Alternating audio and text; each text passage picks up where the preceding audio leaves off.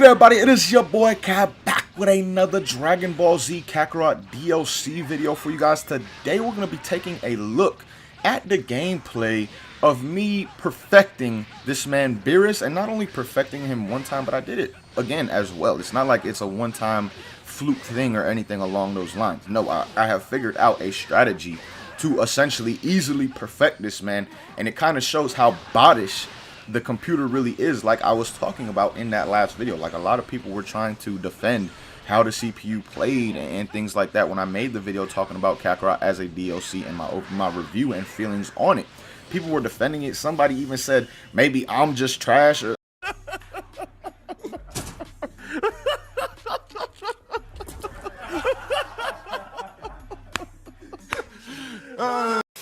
at the game or something like that. Like, come on, bro. How can you be trash at Dragon Ball Z Kakarot? I don't even think it's possible. So I had multiple reasons for making this video. One, to kind of like prove, because there was multiple people in the comments saying, oh, you're just spam, oh, you're garbage at the game. Like, there was multiple people saying that. One, to just kind of shut those people up, because I guarantee ain't none of them perfected the man's Beerus first and foremost.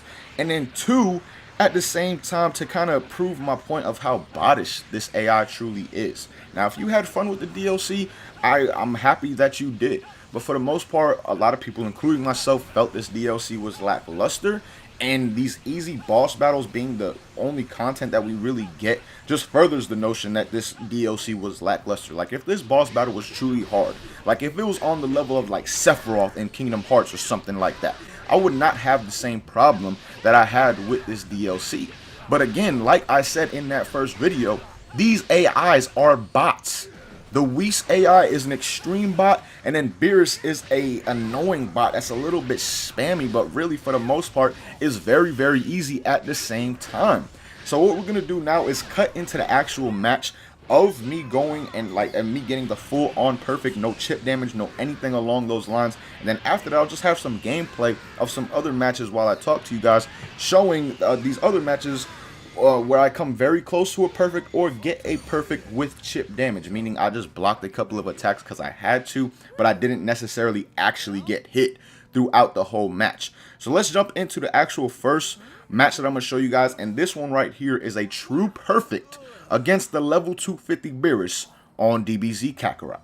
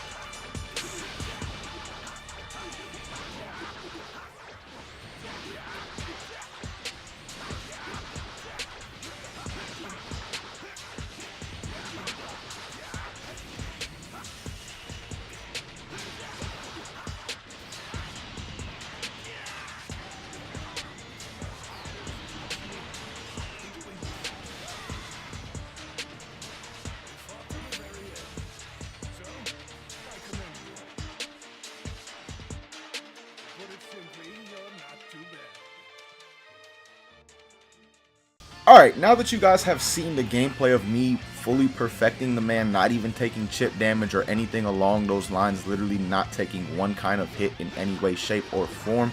Now I'm kind of going to go over what I did and also have some gameplay in the background right now. What you guys see is some more gameplay of me basically perfecting this man. This gameplay right now, I believe I took chip damage in this battle from him, but he never actually hit me at the same time. So in fighting games, most people do consider that to be a perfect when you take nothing but chip damage and actually do not get hit. So that's what we're going to consider this right here. Now, getting into what I actually did, basically, first and foremost, of course, you start out the match going into Super Saiyan God. It's your strongest transformation by far. Then you want to see what Beerus is going to do. From my experience, trying to get the perfect, because I was trying to get the perfect, took me like I said, 5 to 10 matches. Some were more on the side of 10. And then I was playing a couple after that just for background gameplay, like the one you see right now on the screen.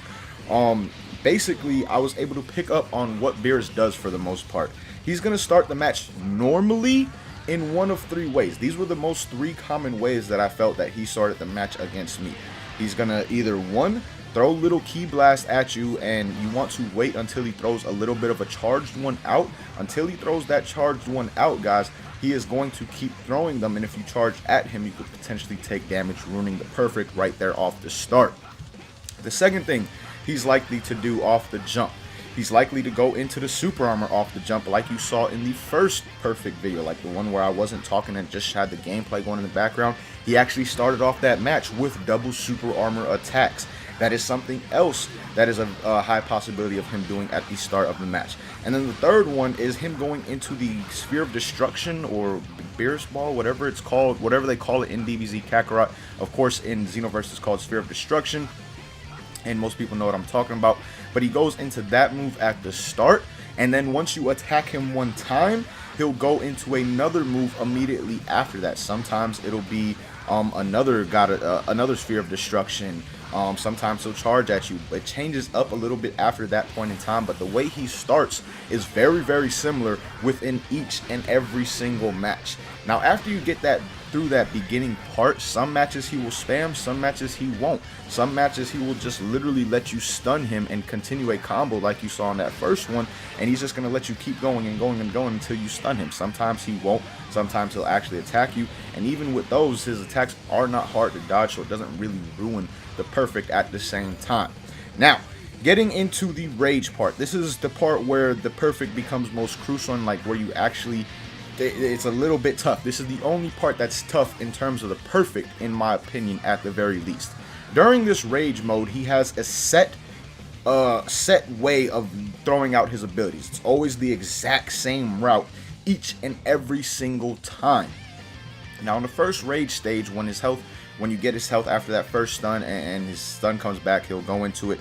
What he's going to do, like I said, is the exact same each and every single time. He's going to start out with the Beerus Ball, I believe it's what it's called, with all the purple key spheres around him, and then how they home in on you.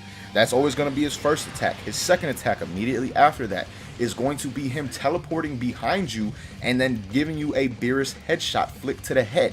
Third attack after the Beerus headshot flick is going to be the move it's in Xenoverse 2 as well. I forget the name of it, but basically he charges at you 3 times in a row in Dragon Ball Z Kakarot with his aura around him. He's gonna come with that right after the headshot, and then after he charges you 3 times in a row, he's going to use a Sphere of Destruction on you.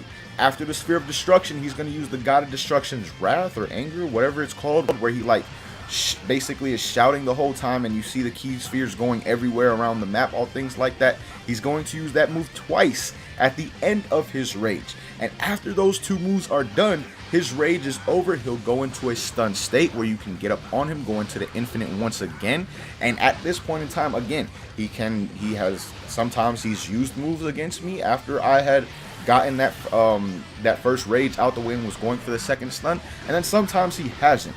I found it much more likely that he usually does use moves in that second stun phase, but at the same time, even when he does use the moves, they're not that hard to dodge. So as long as you keep that stun factor going and don't let it regenerate, you should be able to stun him once again before his second rage hits, and then kill him like I was, and like you guys have seen in both of these gameplays, or pretty much all the gameplay clips for the most part, in this video.